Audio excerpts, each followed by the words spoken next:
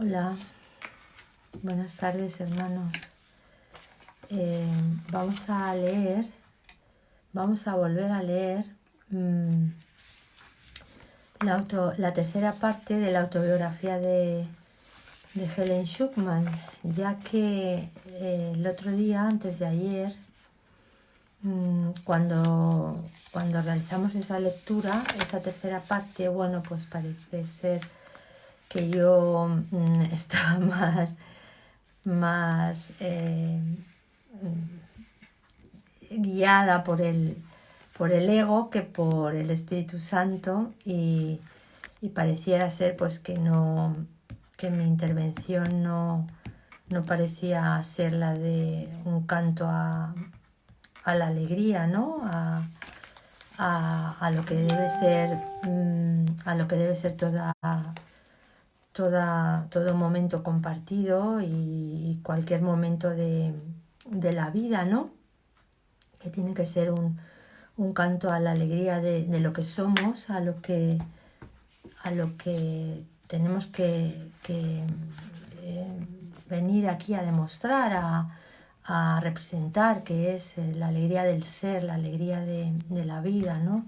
De la vida dada por Dios. Y yo pareció pues que no estaba dominada por ese sentimiento que siempre tenemos que compartir, que es el de la dicha, la alegría. Estaba más bien todo lo contrario, más llevada por la tristeza, ¿no? Por un sentimiento de pesar. Y bueno, pues no hay que hacerlo bien, hay que hacer las cosas lo mejor que nos parece que sean, ¿no? Entonces hemos decidido que vamos a repetir esta tercera parte para que la compartamos con la dicha que se merece, pues además es la culminación de la autobiografía de Helen, que bueno, en el transcurso de la cual nos vemos como Dios parece llevarla por el sendero, la va educando hasta llevarla a ese momento de ser el escriba de Jesús, ¿no? De lo que le iba diciendo Jesús.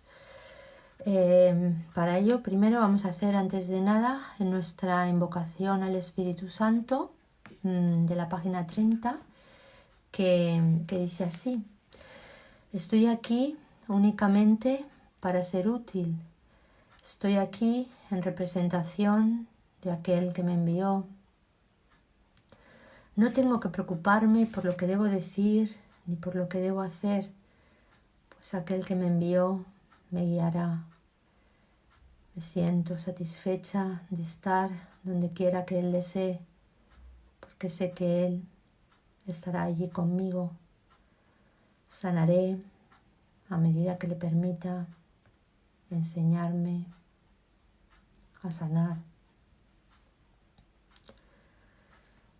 Sentimos al Espíritu Santo cómo nos lleva y cómo corrige la otra intervención, cómo nos susurra que debemos estar contentos, debemos estar alegres. Todo lo que no sea la dicha, todo lo que no sea esa felicidad de la que estamos hechos, ese amor incondicional, pues todo lo que no sea eso, los atributos de Dios, míos son los atributos de Dios, la dicha y la paz son mis atributos, nuestros atributos, pues todo lo que no sea la manifestación de esos atributos divinos no son nada, no existen, no son de Dios, y todo lo que no es de Dios, todo lo que Dios no ha creado, pues no existe. Por lo tanto, corrijo esta transmisión y la hago desde el ser pleno, desde el ser que sí que está ahí, que es eterno y que compartimos todos, hermanos. Bueno, pues la tercera parte, podremos hacer un resumen de lo que fue la segunda. la segunda parte de su autobiografía, de la aparente autobiografía de Helen, pues arrancaba, ¿no? Parecía arrancar de sus años primeros años de matrimonio con Louis. Bueno, a pesar de que parecían ser un ilusorio matrimonio bien avenido, en su vida conyugal pues no parecía serlo así cuando compartían el negocio que él tenía de libros, puesto que a Helen no parecía sentirse a gusto en ese ambiente. Entonces, bueno, ella también pareció pasar una enfermedad larga y tras la cual pues no sabía cómo encauzar su ilusoria vida, ¿no? La vida profesional, no sabía qué sendero tomar, qué destino. Y entonces, después de un tiempo, pues así un poco en un aparente ostracismo, decidió hacer la ilusoria carrera de psicología. Y ya ahí en sus estudios, pues pareció aplicarse duramente en ellos, a sacarles provecho. Y bueno, pues tuvo las ilusorias esperanzas de tomar un puesto importante en la investigación psicológica. Tenía ilusorias esperanzas puestas en ello. Y cuando terminó los estudios, pues no se preocupó, pensó que seguramente la llamarían, ¿no? Llamarían pues sus ilusorios contactos que había mantenido en esos estudios, en esos años de estudios. Pero al no ser así, al no producirse esa llamada, pues empezó a confeccionar una lista de todos sus contactos y el primero con el que tuvo ocasión de hablar, le propuso un ilusorio puesto de trabajo en el Hospital Presbiteriano de la Universidad de Nueva York. Y bueno, aunque el trabajo no parecía ser más bien rutinario, pues ella habló con la persona que necesitaba a un colega para organizar ese departamento y fue cuando tuvo contacto con William Thetford, que es su mano derecha, el otro gran protagonista, parecía ser el otro gran protagonista de esta historia, de esta transmisión de nuestro texto sagrado. Bueno, pues sus comienzos fueron, bueno, pues no muy dichosos, ¿no? No parecieron muy dichosos, puesto que el trabajo a Helen no la satisfacía por completo. Era rutinario, era una psicología clínica, no era la investigación que ella pensaba que pudiera ser lo que más la llenara, ¿no? La llenara de entusiasmo. Y bueno, pues al no ser así, pues trabajaron duro para organizar un departamento que parecía estar muy desorganizado. En realidad no había como tal un departamento de psicología. Y ellos organizaron este aparente departamento. Había colegas que estaban en diferentes plantas del hospital que no se conocían. Bueno, en fin, trabajaron duro y luego, aparte del trabajo, también ellos pues eran muy diferentes, no parecían no congeniar, ¿no? Sus caracteres, sus inexistentes caracteres como personajes. Entonces fueron años pues difíciles, de trabajo muy exhaustivo. Ellos eran grandes profesionales y la verdad es que por lo que nos cuenta Helen, parecieron empeñarse muy duramente en conseguir ese departamento. Y sobre todo lo que caracterizó esos años pues fue el ambiente, el tenso ambiente que se podía, que parecía, ¿no? El ilusorio, inexistente ambiente que parecía llenar una atmósfera muy tensa, muy difícil, muy competitiva entre los colegas, de agresividad, llena de aparente agresividad, bueno, pues de competir unos con otros, y eso les llenaba a ellos, parecía llenarles de mucha ansiedad, pues eso, de malestar, inexistente malestar, pero bueno, que hicieron en un momento dado a Bill proponer, después de un largo discurso, a su colega Helen, que bueno, él estaba dispuesto a cambiar aquella situación, que estaba dispuesto a abrirse, a tener un aperturismo, ¿no? En esa, sobre todo en una de las reuniones a las que asistían semanalmente, donde parecía poder cortarse la tensión, que él lo quería ver de otra manera, las cosas que podían abrirse a la situación, tener aparentes puntos de vista más acogedores con los demás. Y ante su asombro pensaba que Helen no le iba, incluso se iba a mofar de él, ¿no? A burlarse, pero no fue el caso, y ella le dijo que contara con su apoyo, que sí que lo harían, que ella estaba dispuesta a cooperar en ese intento aparente de mejorar las cosas, ¿no? Bueno, pues así sucedió, y aquella misma tarde en la reunión pues ellos mostraron otro tipo de actitud, y aunque pareció seguir siendo una reunión tensa, y sus colegas mostraron esa misma inexistente pero patente, ¿no? agresividad, pues ellos continuaron en las sucesivas reuniones mostrando ese nuevo talante, ese nuevo aperturismo a las relaciones profesionales, y Helen en su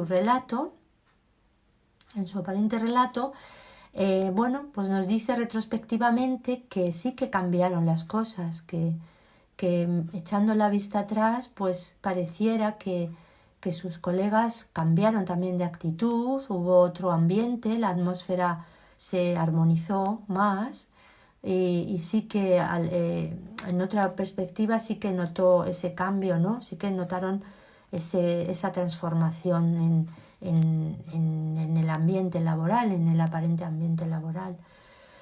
Bueno, pues Helen, a partir de ahí también le suceden a Helen una serie de sueños. Ella había tenido ya las visiones que lo comentamos en la segunda parte. Había tenido una serie desde pequeña, ¿no? Unas ilusorias visiones y sueños muy simbólicos. Y a partir de ese cambio de actitud, pues en esos meses, era en verano, pues Helen pareció pues sentir, ¿no? Que esas visiones que la habían salpicado su ilusoria trayectoria vital, pues ahora se recrudecían y se hacían muy intensas, visiones, sueños simbólicos, en los que aparecía Bill de manera insistente, y que, bueno, pues en ellos, cuando se lo transmitía, cuando le contaba a Bill esos sueños, esas visiones, pues su compañero, o sea, parecía transmitirle a su compañera el mismo aparente odio que sentía en ellas, porque el papel que Bill aparecía con el papel que aparecía Bill en esas visiones y en esos aparentes sueños, pues parecía como le robaba. Unas veces era como el esclavo que le roba una joya, en fin, él siempre con un talante tranquilo, y ella en ellos pues parecía manifestar un odio profundo que incluso lo revivía cuando le contaba estos aparentes sueños y ilusorios visiones que tenía. Y se los transmitía ese odio, ese sentimiento insano, ¿no? E inexistente, pues se lo transmitía, en su relato se lo transmitía a su colega, ¿no? A Bill. Bueno, pues vamos a leer el último párrafo de esta segunda parte para comenzar la tercera. Me sentía amargamente decepcionada. Está hablando Helen de uno de los últimos sueños o visiones que había tenido. Me sentía amargamente decepcionada. Esperaba joyas o monedas, pero no había nada en el cofre más que un gran libro negro. La encuadernación era como los de archivador de anillas, utilizados para guardar temporalmente manuscritos o papeles unidos. En el lomo una palabra estaba escrita en oro. La palabra era Esculapio. La palabra me resultaba familiar, pero no podía recordar lo que significaba. Vi el mismo libro una vez más, unas noches después. Esta vez había una serie de perlas alrededor. Ni Bill ni yo teníamos ni idea de lo que el libro representaba hasta mucho después, cuando pusimos la copia original de Un curso de milagros en carpetas negras de tesis para su custodia. Y aquí comienza la parte tercera. Bill estaba muy interesado en estas series de visiones, así que le relaté los episodios que ocurrieron. Por otro lado, parecían poner a mi marido bastante ansioso, así que no le dije nada sobre ellos. En cuanto a mí misma, estaba tan en conflicto con la situación que traté de no pensar en ella. Las reacciones de Bill, sin embargo, fueron muy inesperadas. Ni él ni yo estábamos interesados en los fenómenos psíquicos, ni éramos conocedores de ellos. Y la seriedad con la que Bill tomó mis imágenes mentales me sorprendió sinceramente. Era obvio que él pensaba que significaban algo. Yo no estaba tan segura. Las líneas argumentales eran consistentes, ciertamente, e incluso bastante bien organizadas en general.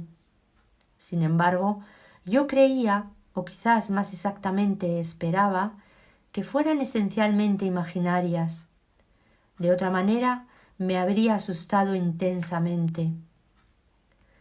Un tiempo después de que terminara la tercera serie, Bill encontró un libro sobre Edgar Cayce, escrito por su hijo Hugh Lynn Cayce. Cuando Bill me contó un poco sobre esto, inmediatamente lo clasifiqué como, entre comillas, chiflado, y me negué a leerlo. Todavía me oponía firmemente a tomarme en serio esas cosas extrañas, aunque mi postura pudiera parecer algo inconsistente. Yo no lo veía así. Me pasaban cosas difíciles de explicar, y eso era todo. No justificaba asumir ningún tipo de base extrasensorial extraña. La idea de la reencarnación me repugnaba particularmente. Era extraño que justo entonces mis imágenes se transformaran en lo que parecía ser, entre comillas, retrospectivas de mí misma en diferentes momentos y lugares. Cuando describí estas imágenes a Bill, hice hincapié en que las consideraba estrictamente simbólicas. El simbolismo de los sueños con el cual cualquier psicólogo clínico está familiarizado. Y esto, por supuesto, bien podría haber sido así. Como ya lo había hecho anteriormente, miraba estas imágenes como espectador, aunque sin lugar a dudas las figuras me representaban a mí misma.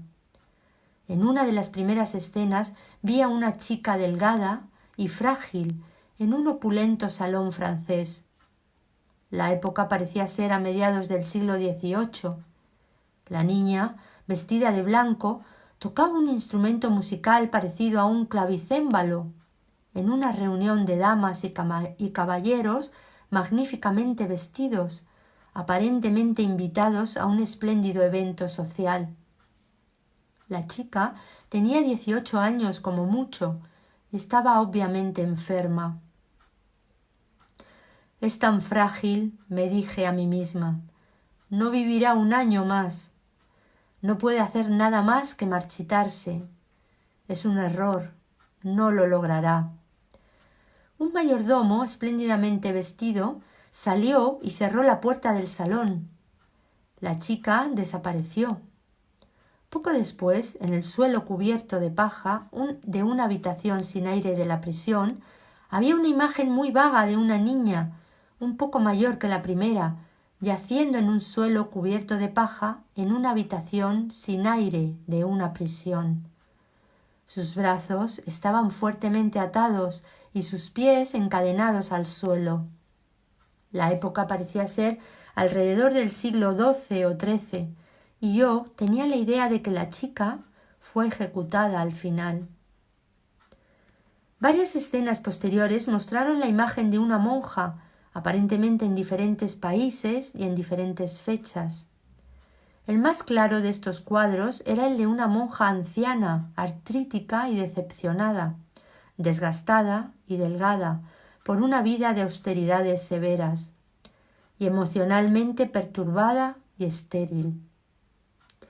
Caminaba por el pasillo lateral de una iglesia muy grande y hermosa, que recordaba la catedral de Notre-Dame en París. El pasillo estaba oscuro y la vela que sostenía la monja solo ayudaba un poco. Mientras caminaba, pasó su mano por el muro de piedra gris que tenía junto a ella, como si buscara una puerta o quizás, más literalmente, una salida. No la encontraba. Las líneas sombrías de su cara se profundizaban mientras miraba. Ella no lo sabe, pensé. Lo intenta, pero no sabe. Me repelía su dura expresión, pero sentí una profunda simpatía por su causa perdida. En llamativo contraste con la sombría figura había otra que se repetía a intervalos y que todavía sigue corriendo mi mente de vez en cuando. Esta era, la única imagen. Parecía que se había cortado, pero ya ha vuelto. Esta era la única imagen que continuaba regresando sin cambios. Era una imagen de una jovencita que se parecía a mí en muchos aspectos, aunque no podía tener más de 16 años como máximo. Su cabeza estaba ligeramente inclinada hacia atrás en alegre risa, y sus brazos estaban extendidos como si estuvieran en universal bienvenida. Parecía estar completamente alegre, literalmente incapaz de experimentar pena o dolor. Estaba de pie sobre un césped de hierba tierna y brillante, pero en su extraordinaria felicidad sus pies desnudos apenas parecían tocar el suelo. Estaba ataviada con un vestido ligero y suelto que no recordaba una época o lugar en particular. De hecho, no había nada que sugiriera el pasado acerca de ella, ni parecía probable que estuviera preocupada por el futuro. No creo que ni siquiera considerara el tiempo como nosotros. El interés de Bill por los fenómenos psíquicos creció a medida que leía más material sobre Case. Yo respetaba la opinión de Bill, a pesar de que pensaba que estaba muy equivocado en esto. Sin embargo, le pedí un libro sobre el tema y escogió una biografía de Case escrita por su hijo.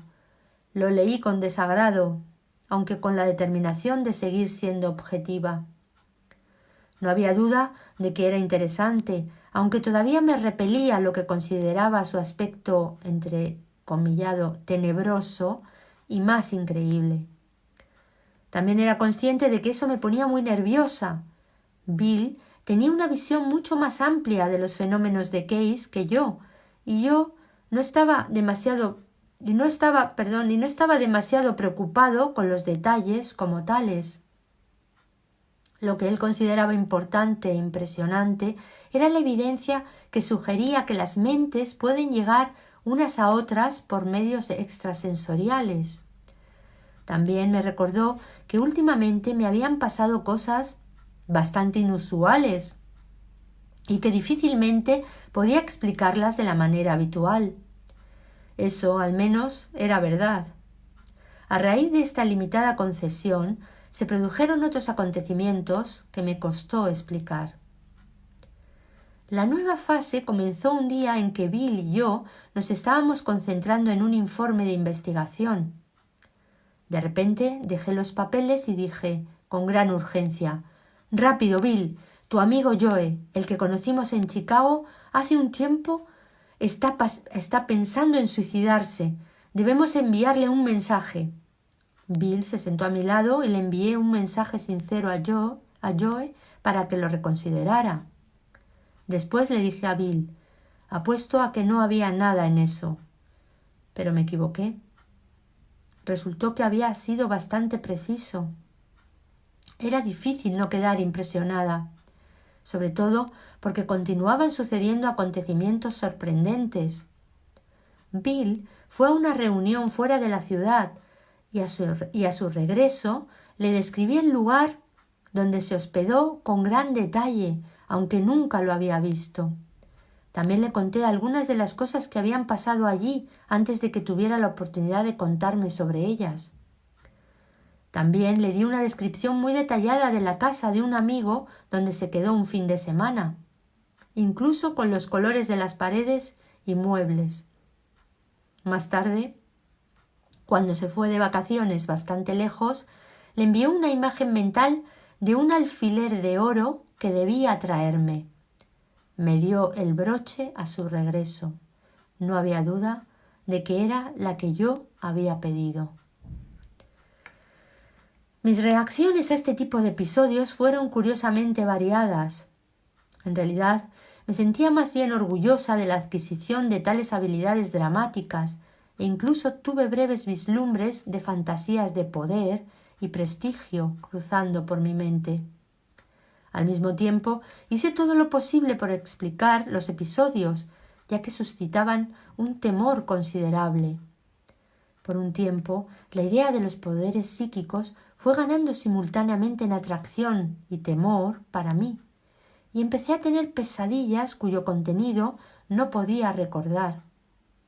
A medida que crecía la lista de eventos sorprendentes, no podía superar una sensación de maldad e incluso brujería que de alguna manera asociaba a estos eventos. Sin embargo, el orgullo seguía el ritmo de la ansiedad, y aunque sentí un creciente sentido de peligro, también experimentaba una sensación paralela de orgullo. Mientras aún estaba en la fase, entrecomillado, mágica, ocurrió un acontecimiento que incluía una extraña mezcla de hechos y fantasía, y que también parecía apuntar a una dirección futura definida.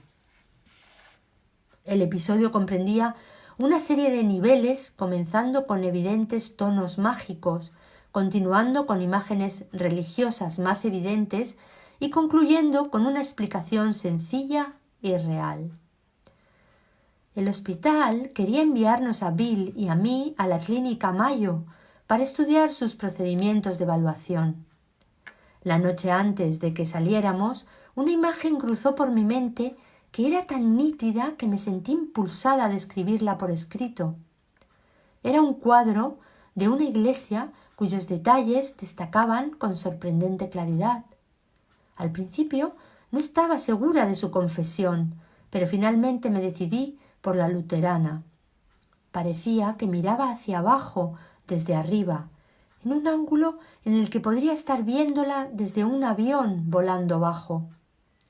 La imagen era tan clara que descarté la precaución por completo y le dije a Bill que estaba convencida de que veríamos el edificio cuando aterrizáramos en Rochester, Minnesota, al día siguiente.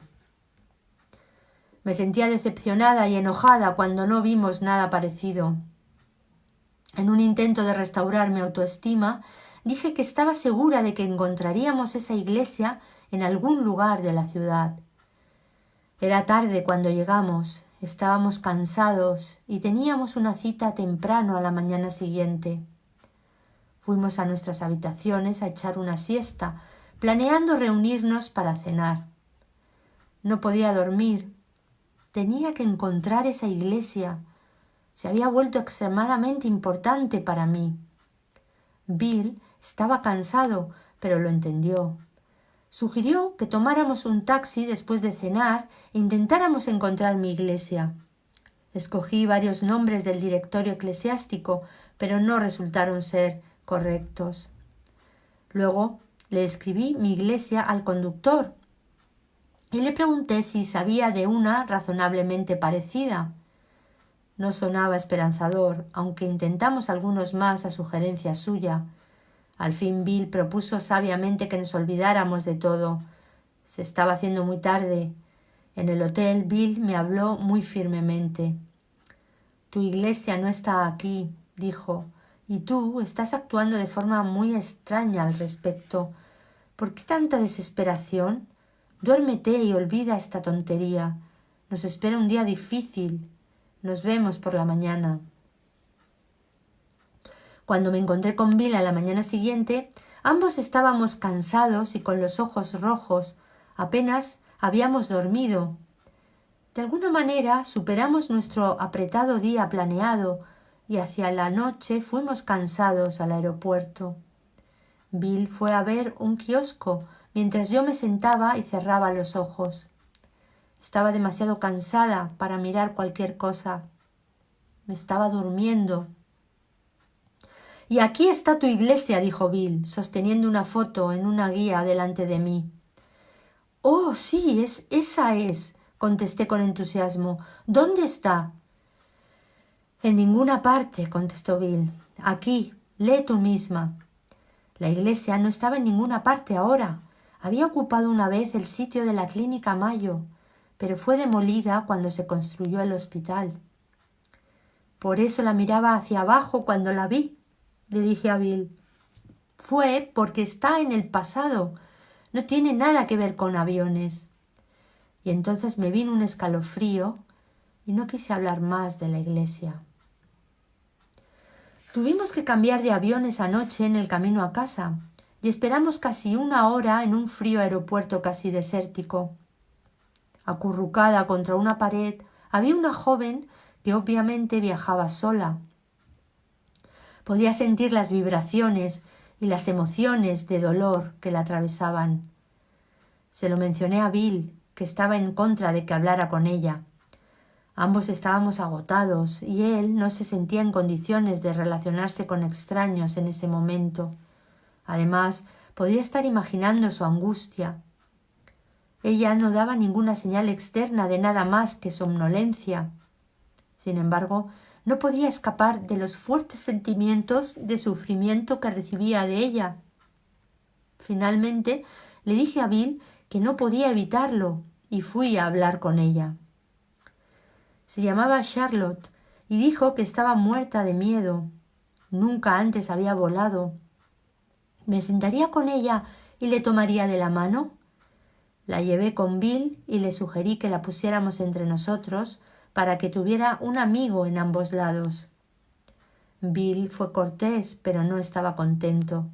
Había sido un viaje difícil y hubiera preferido un viaje pacífico a casa. Charlotte tembló al despegar el avión, pero yo le tomé la mano y se calmó rápidamente. Ella quería hablar. Había hecho muy pocos planes, sin tener ni idea de dónde se quedaría en Nueva York, hacia dónde se dirigía. Sin embargo, no estaba preocupada. Tenía varios cientos de dólares con ella. Era luterana y estaba segura de que todo lo que tenía que hacer era encontrar una iglesia luterana en Nueva York y allí la cuidarían. Bill y yo intercambiamos miradas. El mensaje no era difícil de captar. Y esto, me pareció oír, es realmente mi iglesia. Bill puede que se opuso a involucrarse con Charlotte, pero ciertamente se movilizó ahora. Llamó a un hotel para mujeres en Nueva York cuando aterrizamos y le consiguió una habitación. La llevamos allí en un taxi y la depositamos en la puerta principal, dándole nuestros nombres y números de teléfono. No hubo ningún problema en mantener el contacto con ella. Bill siguió encontrándose con ella inesperadamente durante el día y por lo general se presentaba en mi casa por la noche. Se quedó en Nueva York durante algo más de una semana y luego decidió volver a casa. Arreglamos su pasaje de regreso y la llamé al día siguiente. Había llegado sana y salva y se alegró de regresar, pero esperaba volver a Nueva York para una visita algún día. Todo el mundo había sido tan amable con ella y se alegró al enterarse de que todas las cosas malas que la gente dice sobre las grandes ciudades no son ciertas. Charlotte y yo hemos mantenido correspondencia durante años. Le estoy muy agradecida. Es muy posible que mi fase, entre comillas, mágica, comenzara a terminar con el simple encuentro con Charlotte. Un nuevo epígrafe titulado Claridad y preparación.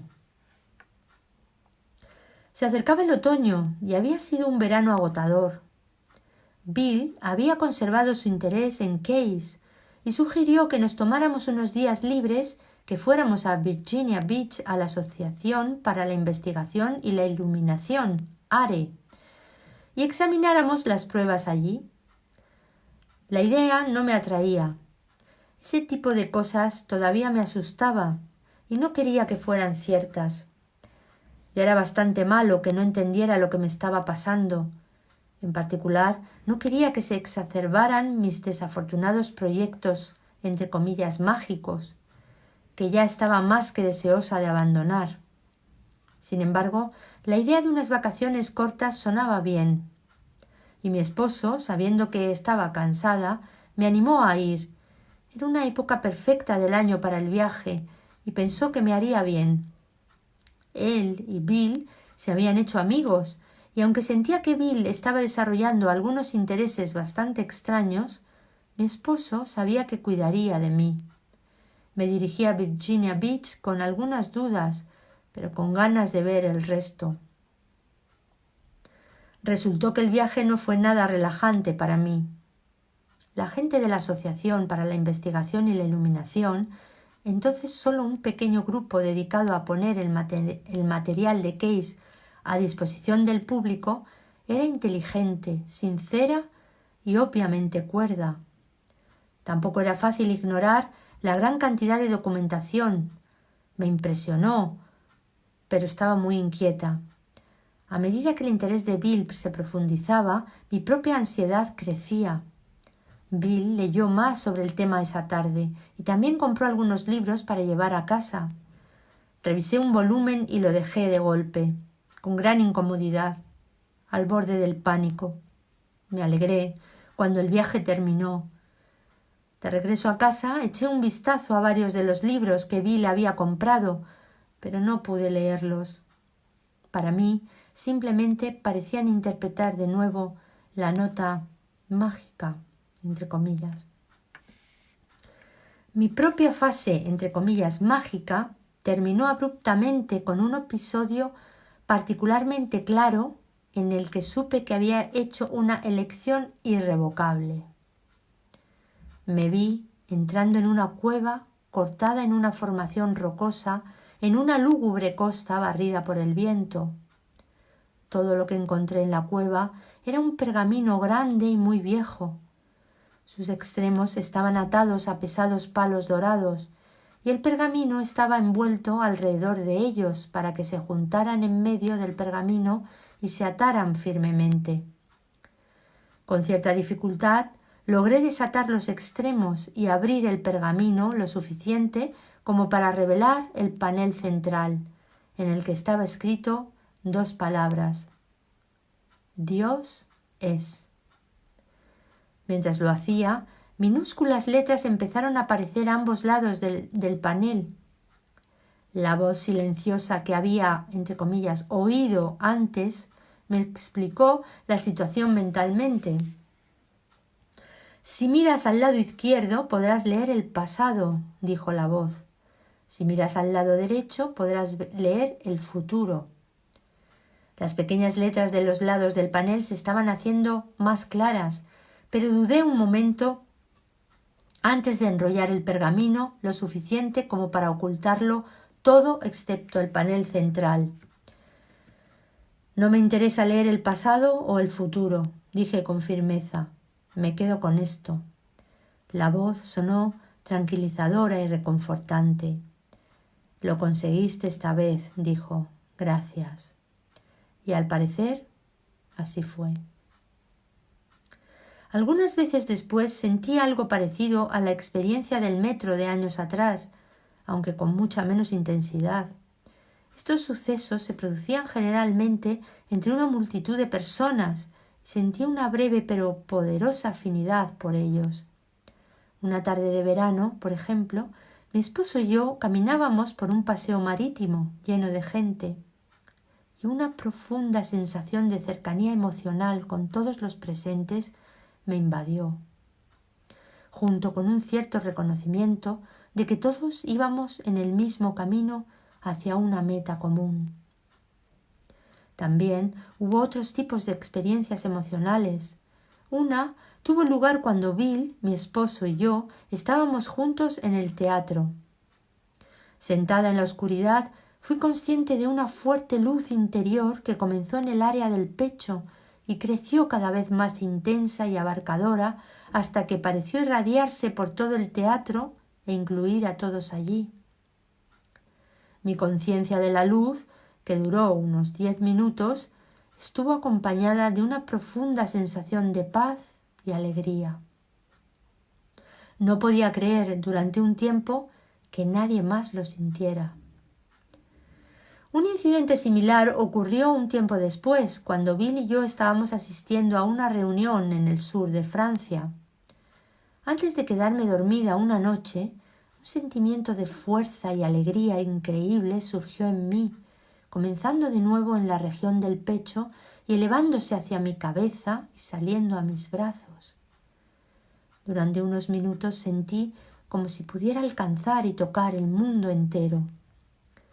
Más tarde, esta experiencia feliz tuvo una contrapartida temible en forma de una sensación de horror increíblemente clara que sentí una noche de camino a casa.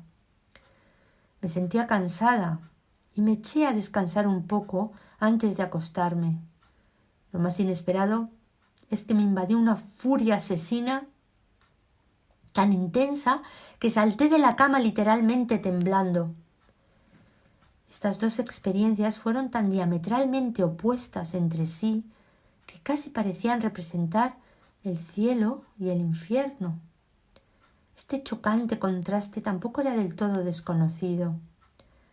La, entre comillas, buena sacerdotisa, cuya única función era ayudar, y la, entre comillas, malvada sacerdotisa, con su lanza levantada para matar, había presentado un contraste bastante similar.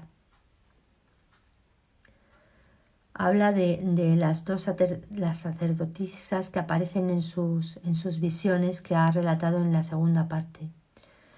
Solo una vez recuerdo que de hecho pedí una experiencia para que viniera a consolarme, porque me sentía un poco triste. La respuesta vino en forma de una imagen de un vivero.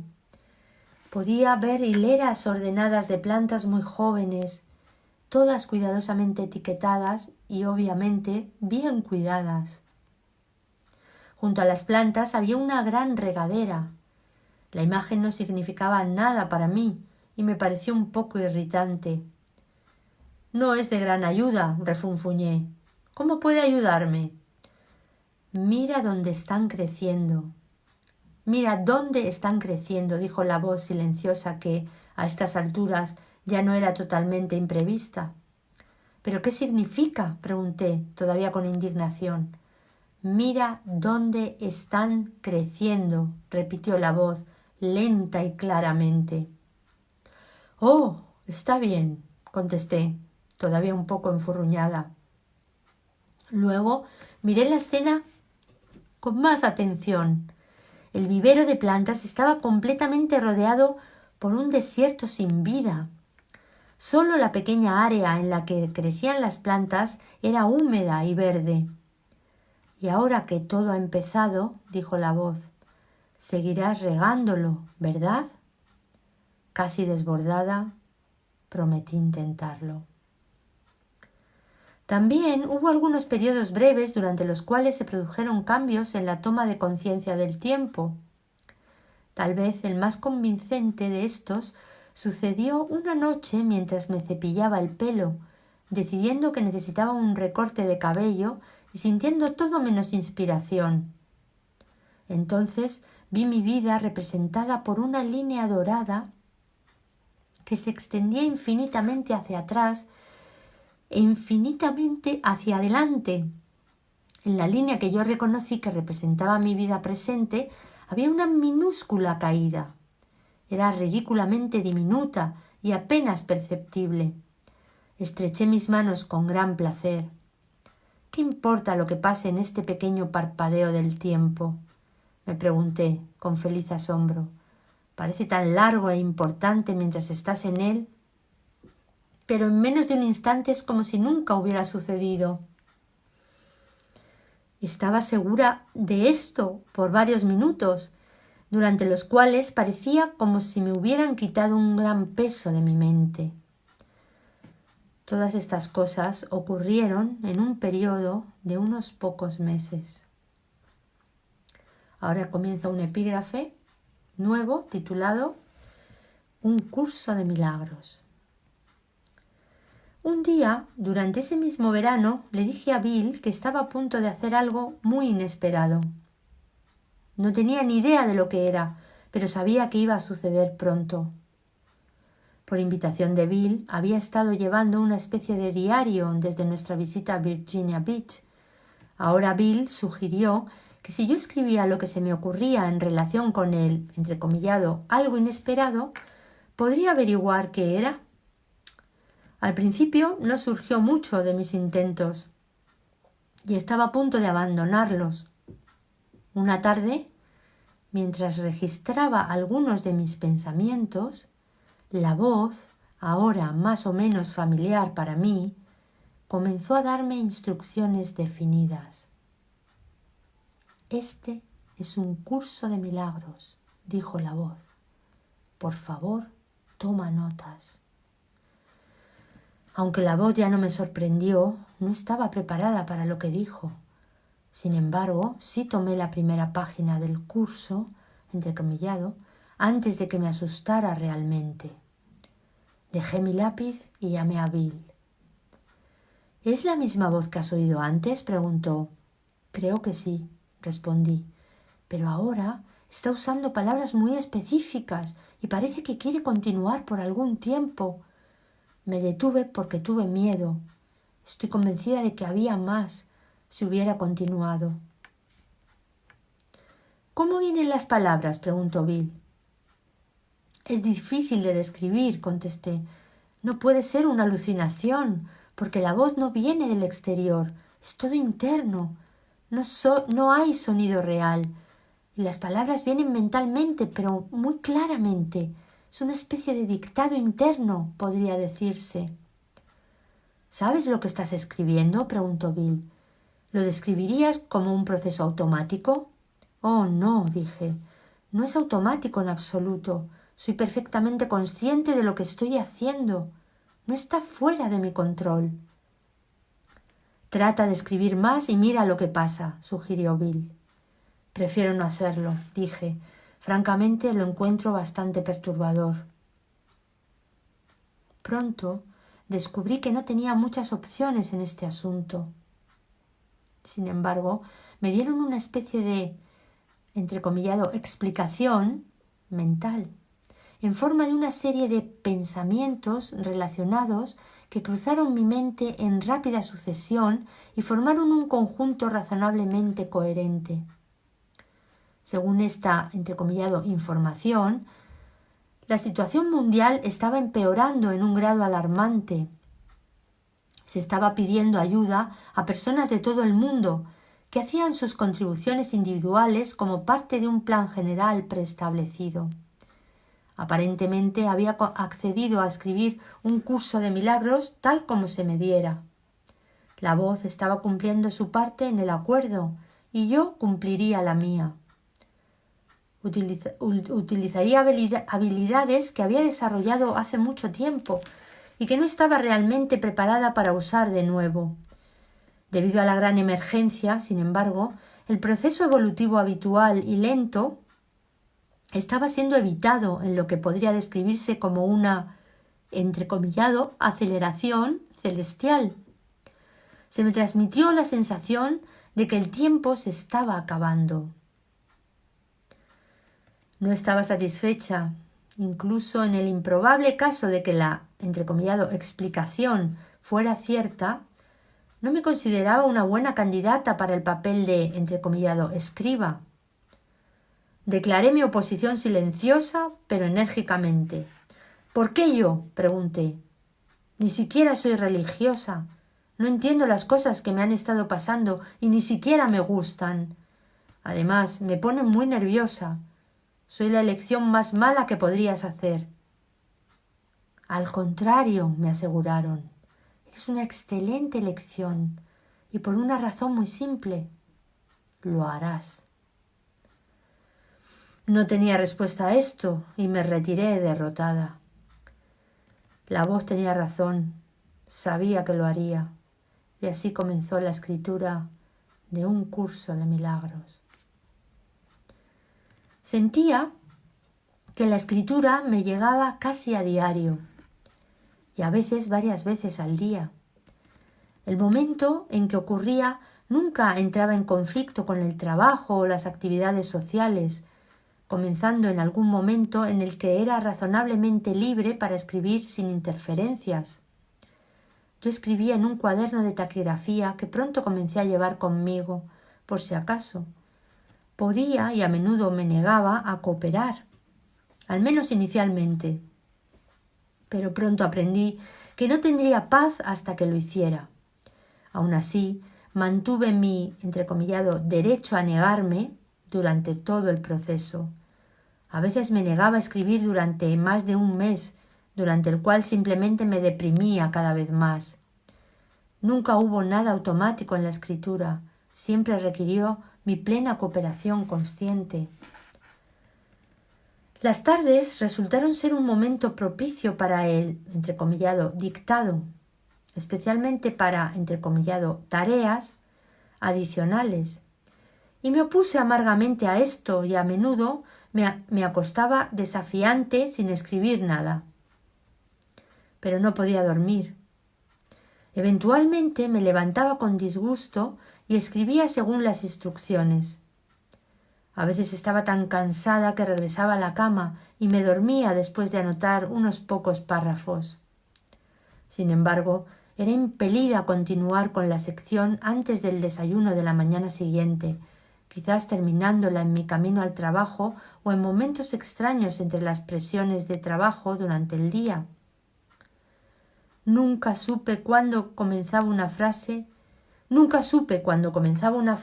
cómo terminaría, y las ideas me llegaban tan rápido que me costaba mucho seguirles el ritmo. Aunque usaba una rápida combinación de símbolos taquimétricos y abreviaturas que había desarrollado durante años de tomar notas en clase y de grabar sesiones de terapia. La escritura era sumamente interrumpible. En la oficina podía dejar el cuaderno para contestar el teléfono, hablar con un paciente, supervisar a un miembro del personal subalterno o atender una de nuestras numerosas emergencias, y regresar a la escritura sin ni siquiera comprobar para ver dónde lo había dejado.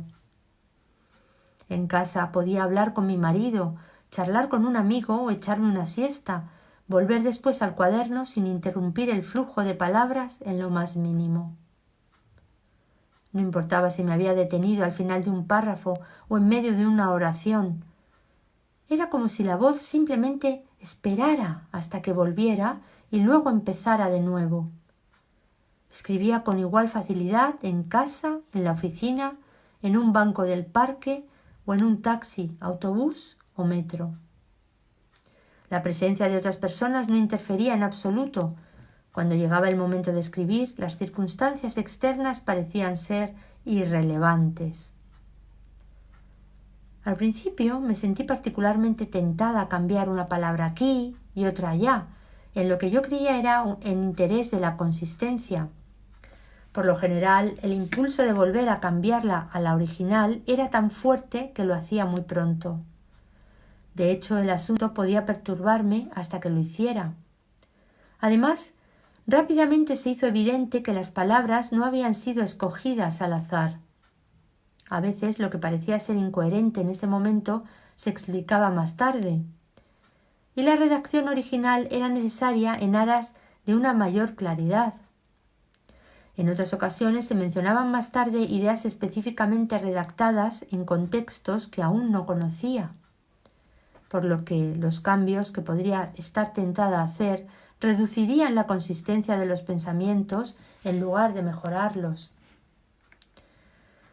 La escritura continuó durante años, y aunque el terror agudo que sentía al principio disminuyó gradualmente con el tiempo, nunca me acostumbré a ello.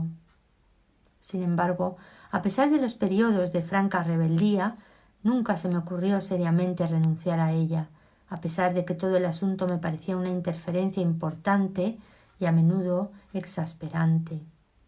Sin embargo, hubo algunas raras ocasiones en las que me sentí curiosamente transportada mientras escribía.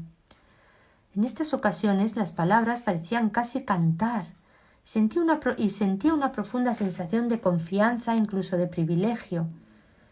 Noté después que estas secciones resultaron ser las más poéticas. Pero estos fueron breves pero felices periodos de respiro. En su mayor parte estuve desoladamente descreída, desconfiada y asustada. Sin embargo, aunque la escritura por lo general resultaba angustiosa, leerle el material a Bill después era infinitamente más que eso. Habíamos acordado que yo le leería mis notas al final del día y él las mecanografiaría. Odiaba oír lo que había escrito. Estaba segura de que sería incoherente, tonto y sin sentido. Por otra parte, era probable que me conmoviera de forma inesperada y profunda y de repente estallara en lágrimas. Bill fue extremadamente comprensivo durante las primeras transcripciones en particular, que fueron muy difíciles para ambos. Apenas podía leer las notas en voz alta. Empezaba a tartamudear fuertemente, un problema que no he tenido ni antes ni después. También sufría de ataques agudos de tos o me ponía a bostezar durante mucho tiempo, de modo que me era imposible hablar por un tiempo. A veces me quedaba sin voz. La situación era tan difícil para Bill como para mí. Reconocía mi necesidad de su constante ánimo, pero tuvo que lidiar con sus propias incertidumbres, así como con mis estados de pánico prácticamente constantes. Sin embargo, a Bill tampoco se le ocurrió abandonar todo el asunto al igual que a mí. En muchos sentidos nos parecía que cumplíamos una misión conjunta.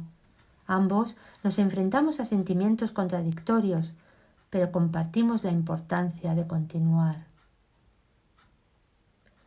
En cuanto a mí, no podía explicar ni reconciliar mis actitudes evidentemente incoherentes.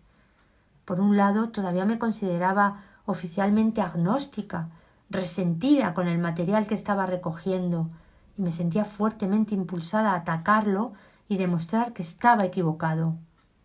Por otra parte, dediqué mucho tiempo a tomarlo y más tarde a dictárselo a Bill, de modo que era evidente que también me lo tomaba muy en serio.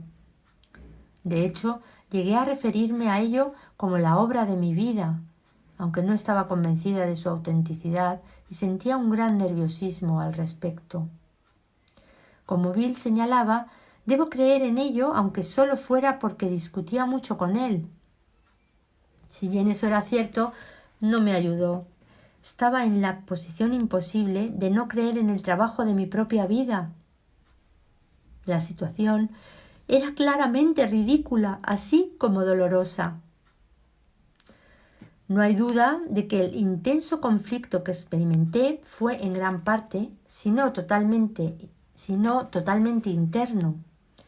Las circunstancias externas fueron sorprendentemente favorables. Al parecer, la escritura estaba programada para causar una interrupción mínima, y a pesar de sus propios conflictos, Bill me ofreció constantes comentarios positivos y un apoyo notablemente sostenido. Además, la actitud de mi esposo fue inesperadamente muy útil. No podía dejar de notar mis frecuentes periodos de escritura, y tenía derecho a una explicación de algún tipo. Con considerable desconfianza decidí decirle la verdad. Afortunadamente fue más que tolerante, fue muy alentador. Era evidente que el contenido le molestaba y dejé de mostrarle el material después de un tiempo. Sin embargo, él estaba realmente entusiasmado con mi escritura y no parecía que el proceso en sí mismo le produjera ansiedad. Me alegré de eso. Yo no lo tomé con tanta calma. ¿De dónde venía la escritura? Era evidente que utilizaba mi formación, mis intereses y mi experiencia, pero eso se hacía en cuestiones de estilo y no de contenido. Ciertamente, el tema en sí mismo era la última cosa de la que habría esperado escribir. El entrecomillado texto, tal como se da, no ha cambiado, excepto por la omisión de algunos de los materiales más personales que se incluían solo al principio. Los encabezamientos y subdivisiones de los capítulos se han añadido más tarde, pero la disposición de la materia, que parecía caer naturalmente en estas divisiones, no se ha alterado. El, entrecomillado, libro de ejercicios, que se dictaba en forma de, entrecomillado, lecciones diarias, se presenta tal como lo tomé. Pero, ¿de dónde vino la escritura? Posteriormente descubrí que muchos de los conceptos e incluso algunos de los términos reales en la escritura se encuentran en el pensamiento místico occidental y oriental. Pero no sabía nada de ellos en ese momento. Tampoco entendía la calma, pero impresionante autoridad con la que la voz me dictaba. Es en gran parte debido a la naturaleza extrañamente convincente de esta autoridad que me he referido a la voz con una V mayúscula. No entiendo la autoría real de la escritura, pero la combinación particular de certeza, sabiduría, dulzura, claridad y paciencia que caracterizó a la voz hizo que esa forma de referirme pareciera perfectamente apropiada. En varios puntos de la escritura, la voz misma habla en términos inequívocos sobre el autor. Mis propias reacciones a estas referencias, que literalmente me sorprendieron en su momento, han disminuido en intensidad y ahora están al nivel de la mera incertidumbre. No entiendo los acontecimientos que llevaron a la escritura, no entiendo el proceso y ciertamente no entiendo la autoría. Sería inútil para mí intentar una explicación. Bueno, pues aquí termina el texto de la autobiografía de Helen Schucman. Continúa la edición con un epígrafe, una pequeña nota, extendiendo una conclusión natural que dice: nota final de archivos. Es interesante que en su autobiografía Helen Schucman no incluyera un resumen del curso y su significado, que ella conocía y comprendía a la perfección, dando la impresión de que carecía de tal conocimiento como su escriba. Pero como su coescritor William Tedford a menudo reconoció a otros, Helen conocía el curso perfectamente. Igualmente, Kenneth Wapnick, quien trabajó de cerca con Helen en la preparación del manuscrito del curso para su publicación, afirma en sus recuerdos de Helen: no creo que haya conocido a nadie como ella en mi vida. Ella tenía un lado increíblemente sagrado. Ella conocía el curso en su totalidad, como resultado de una sabiduría inherente. Por eso, nadie lo conoció mejor que ella. Por lo tanto, parece apropiado incluir aquí, como complemento a la conclusión de su autobiografía, partes de un resumen sobre el curso que Helen escribió en 1977 en respuesta a las muchas peticiones de una breve introducción a un curso de milagros, que aparece como el prefacio al curso en el texto. Las primeras dos partes, cómo llegó, qué es, Helen las escribió ella misma. La parte final, lo que dice, se escribió mediante el proceso de dictado interior característico. Las partes lo que es y lo que dice se presentan aquí como una conclusión naturalmente ampliada a la autobiografía de Helen, en el espíritu de reconocer su perfecto conocimiento y comprensión de un curso en milagros como su escriba. Y lo vamos a leer. ¿Qué es? Son apenas 3 páginas. Como el propio título lo indica, el curso está organizado de principio a fin como un recurso de enseñanza. Se compone de 3 libros: el texto, el libro de ejercicios y el manual para el maestro. El orden que el estudiante debe seguir al usar los libros y la manera de estudiarlos depende, en cada caso, de sus necesidades y preferencias personales. El programa de estudios que el curso propone se planteó meticulosamente y se explica paso a paso, tanto en el orden práctico como en el teórico. El curso pone más énfasis en la aplicación práctica que en la teoría y más en la experiencia que en la teología. Señala específicamente que una teología universal es imposible, mientras que una experiencia universal no solo es posible, sino necesaria. Manual, introducción a la clarificación de términos. Aunque su enfoque es cristiano, el curso aborda temas espirituales de carácter universal. Subraya que no es más que una de las muchas versiones del programa de estudios universal y que difiere de las demás solo en su forma. En última instancia, todas conducen a Dios. El texto es fundamentalmente teórico y expone los conceptos en los que se basa el sistema de pensamiento del curso.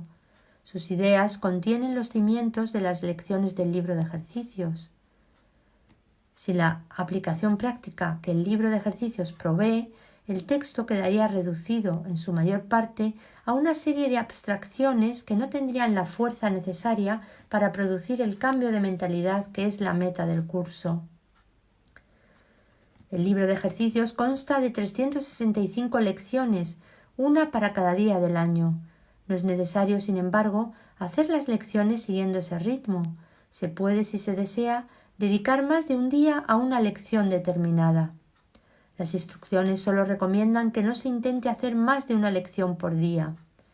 El carácter práctico del libro de ejercicios queda subrayado en su propia introducción, donde se da más valor a la experiencia lograda con la práctica que a cualquier compromiso previo de carácter espiritual. Algunas de las ideas que el libro de ejercicios presenta te resultarán difíciles de creer, mientras que otras tal vez te parezcan muy sorprendentes. Nada de eso importa. Se te pide simplemente que las apliques tal como se te indique. No se te pide que las juzgues, se te pide únicamente que las uses. Es usándolas como cobrarán sentido para ti y lo que demostrará que son verdad. Recuerda solamente esto: no tienes que creer en las ideas, no tienes que aceptarlas, ni siquiera tienes que recibirlas con agrado. Puede que hasta te opongas vehementemente a algunas de ellas. Nada de eso importa, ni disminuye su eficacia, pero no hagas excepciones al aplicar las ideas expuestas en el libro de ejercicios. Sean cuales sean tus reacciones hacia ellas, úsalas. No se requiere nada más. Finalmente, el manual para el maestro, escrito en forma de preguntas y respuestas, contesta algunas de las preguntas que con mayor probabilidad pueden hacer los estudiantes. Incluye asimismo aclaraciones de algunos de los términos que el curso utiliza y los explica dentro del marco teórico del texto. El curso no afirma ser de por sí el final del aprendizaje, ni es el propósito de las lecciones del libro de ejercicios llevar a término el aprendizaje del estudiante. Al final, se deja al lector en manos de su propio maestro interno, quien dirigirá el resto del aprendizaje a su criterio.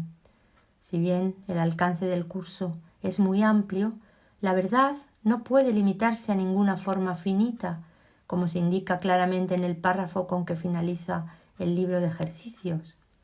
Este curso es un comienzo, no un final. Ya no se asignarán más lecciones específicas, pues ya no son necesarias.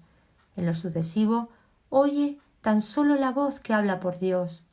Él dirigirá tus esfuerzos, diciéndote exactamente lo que debes hacer, cómo dirigir tu mente y cuándo debes venir a Él en silencio, pidiendo su dirección infalible y su palabra certera.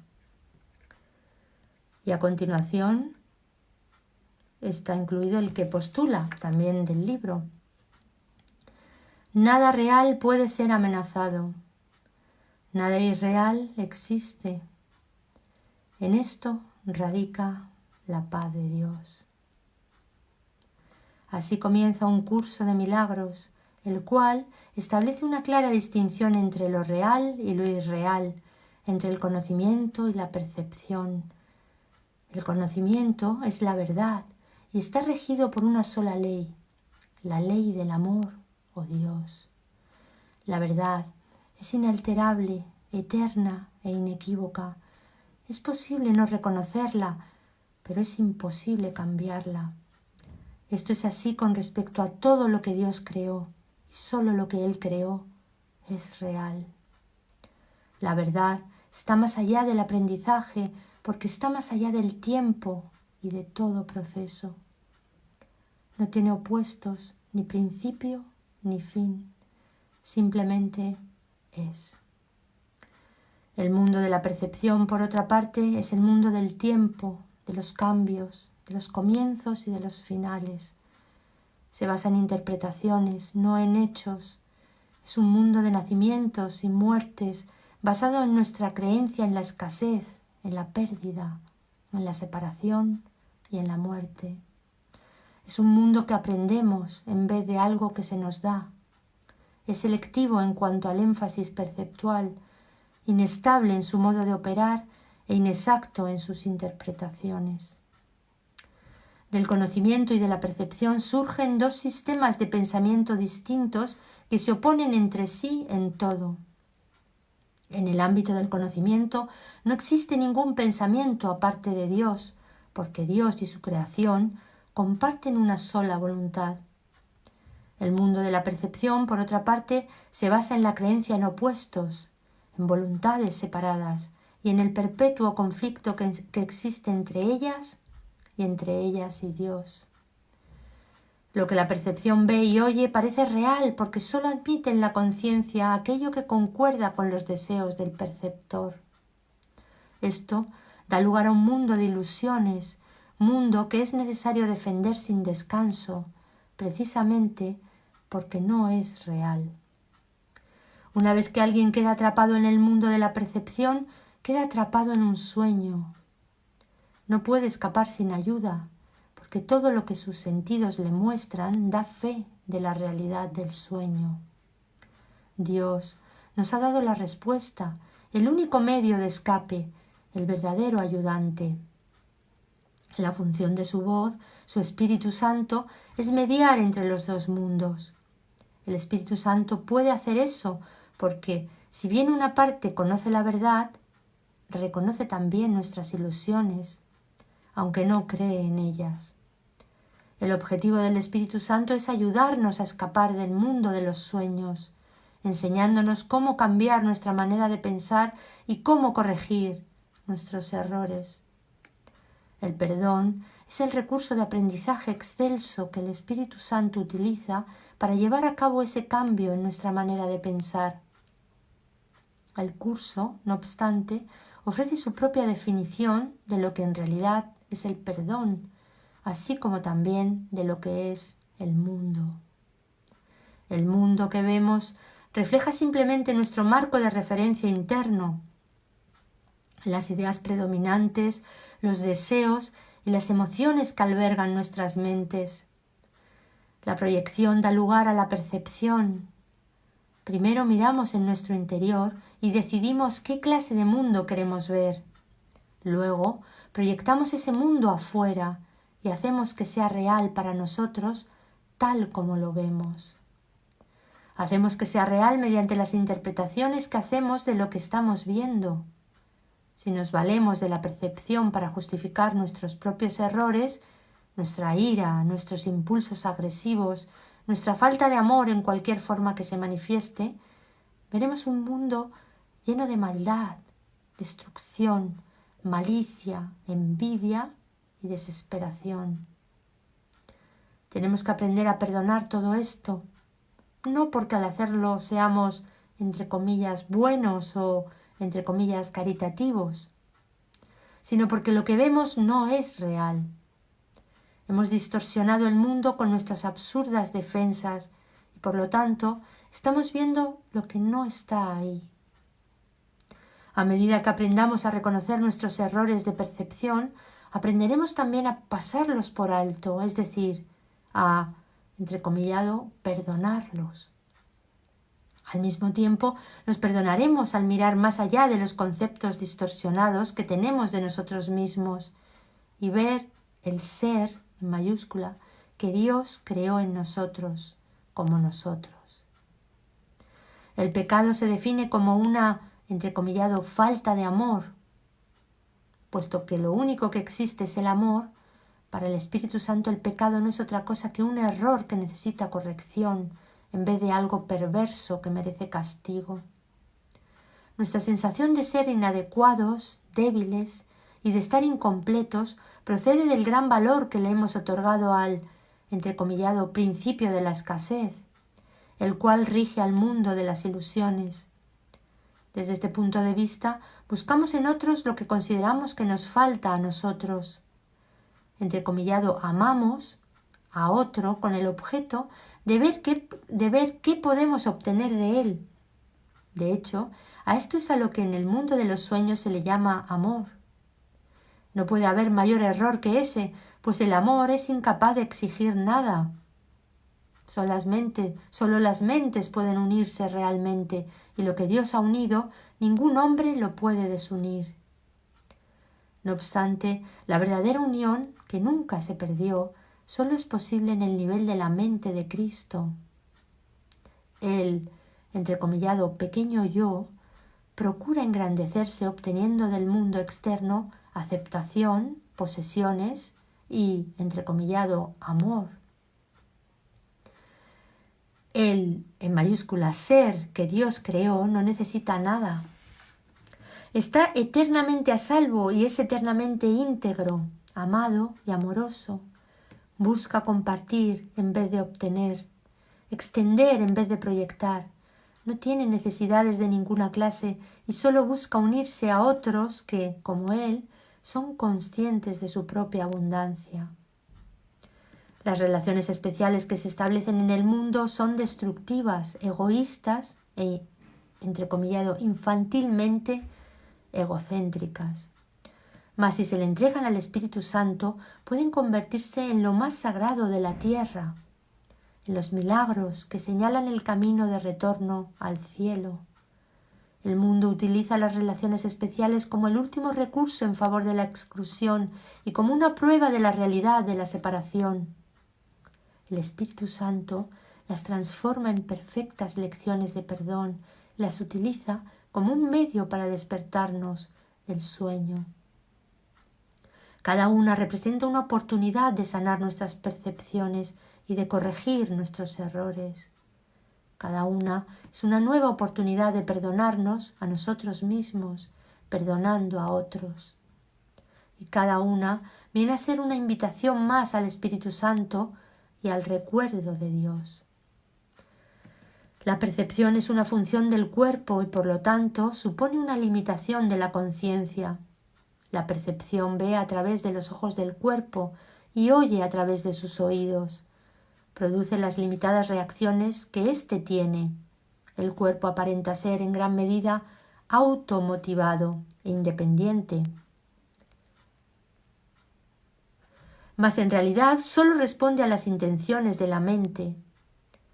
Si la mente lo utiliza para atacar, sea de la forma que sea, el cuerpo se convierte en la víctima de la enfermedad, la vejez y la decrepitud. Si la mente, en cambio, acepta el propósito del Espíritu Santo, el cuerpo se convierte en un medio eficaz de comunicación con otros, invulnerable mientras se le necesite, que luego sencillamente se le descarta cuando deja de ser necesario. De por sí, el cuerpo es neutro, como lo es todo en el mundo de la percepción. Utilizarlo para los objetivos del ego o para los del Espíritu Santo depende enteramente de lo que la mente elija. Lo opuesto a ver con los ojos del cuerpo es la visión de Cristo, la cual refleja fortaleza en vez de debilidad, unidad en vez de separación y amor en vez de miedo. Lo opuesto a oír con los oídos del cuerpo es la comunicación a través de la voz que habla en favor de Dios, el Espíritu Santo, quien mora en cada uno de nosotros. Su voz nos parece distante y difícil de oír porque el ego, que habla en favor del yo falso y separado, parece hablar a voz en grito. Sin embargo, es todo lo contrario. El Espíritu Santo habla con una claridad inequívoca y ejerce una atracción irresistible. Nadie puede ser sordo a sus mensajes de liberación y esperanza, a no ser que elija identificarse con el cuerpo, y nadie puede dejar de aceptar jubilosamente la visión de Cristo a cambio de la miserable imagen que tiene de sí mismo. La visión de Cristo es el don del Espíritu Santo, la alternativa que Dios nos ha dado contra la ilusión de la separación y la creencia en la realidad del pecado, la culpabilidad y la muerte. Es la única corrección para todos los errores de percepción, la reconciliación de los aparentes opuestos en los que se basa este mundo. Su benévola luz muestra todas las cosas desde otro punto de vista, reflejando el sistema de pensamiento que resulta del conocimiento y haciendo que el retorno a Dios no solo sea posible, sino inevitable. Lo que antes se consideraba una injusticia que alguien cometió contra otro, se convierte ahora en una petición de ayuda y de unión. El pecado, la enfermedad y el ataque se consideran ahora percepciones falsas que claman por el remedio que procede de la ternura y del amor. Las defensas se abandonan porque donde no hay ataque no hay necesidad de ellas. Las necesidades de nuestros hermanos se vuelven las nuestras porque son nuestros compañeros en la jornada de regreso a Dios. Sin nosotros, ellos perderían el rumbo. Sin ellos, nosotros jamás podríamos encontrar el nuestro. El perdón es algo desconocido en el cielo, donde es inconcebible que se pudiese necesitar. En este mundo, no obstante, el perdón es una corrección necesaria para todos los errores que hemos cometido. Perdonar a otros es la única manera en que nosotros mismos podemos ser perdonados, ya que refleja la ley celestial, según la cual dar es lo mismo que recibir. El cielo es el estado natural de todos los hijos de Dios, tal como Él los creó. Esa es su realidad eternamente, la cual no ha cambiado porque nos hayamos olvidado de ella. El perdón es el medio que nos permitirá recordar. Mediante el perdón cambiamos la manera de pensar del mundo. El mundo perdonado se convierte en el umbral del cielo porque mediante su misericordia podemos finalmente perdonarnos a nosotros mismos. Al no a Cristo en todos nuestros hermanos, reconocemos su presencia en nosotros mismos. Al olvidar todas nuestras percepciones erróneas y al no permitir que nada del pasado nos detenga, podemos recordar a Dios. El aprendizaje no nos puede llevar más allá de eso. Cuando estemos listos, Dios mismo dará el último paso que nos conducirá de regreso a Él. Amén. Y así concluye esta autobiografía, este texto de la vida ilusoria de Santa Helen Schucman. Ha sido un placer, ha sido un honor compartirla con todos vosotros, hermanos. Infinitas gracias, dice nuestra maestra. Amén. Gracias a vosotros. vamos a saludar. Nuestra maestra Santa Hilda, gracias por haber estado, maestra. Santa Ana Beatriz Rodríguez, Santa Ana, bienvenida. Santa Betty Medina, buenas Santa Betty. Santa Betty, bien hallada. Santa Mise Fernández, hola Santa Mise, ¿qué tal? Hermana, hermanos todos. Santa Gida, hola Santa Gida, ¿qué tal? Santa Raquel López, hola Santa Raquel, bienvenida. Santa Teresa Fernández, hola Santa Teresa, Santa Tere, ¿qué tal? San Eulalio Cruz, hola San Eulalio, bienvenido. Santa Claudia Fonseca, hola Santa Claudia. San Kim Requejo, hola Joaquín, ¿qué tal? Santa Rosy Corral, gracias infinitas, gracias a vosotros Santa Rosy. Santa Esmeralda Bravo, gracias Santa Esmeralda, gracias a vosotros. Santa Margot UCDM, hola Santa Margot, bienvenida. Santa Ninfa Mendoza, gracias Santa Ninfa, a vosotros. Santa Luz Violeta, hola Santa Luz, bienvenida, gracias. Nuestra amada maestra Santa Hilda, amén, infinitas gracias a vosotros, gracias a ti maestra. Santa Ninfa Mendoza, gracias hermosa, gracias a vosotros Santa Ninfa, gracias a todos, ha sido un placer, un honor. Y bueno, pues espero que nos dé esperanza el relato, esta aparente vida de Santa Helen, y que, bueno, pues que sigamos perdonando para seguir escuchando la voz del Espíritu Santo en nosotros, que es nuestra guía en este caminar juntos hacia el Padre. Os amo, ha sido un placer y bueno, pues hasta pronto, que paséis una buena velada. Gracias, un beso, adiós.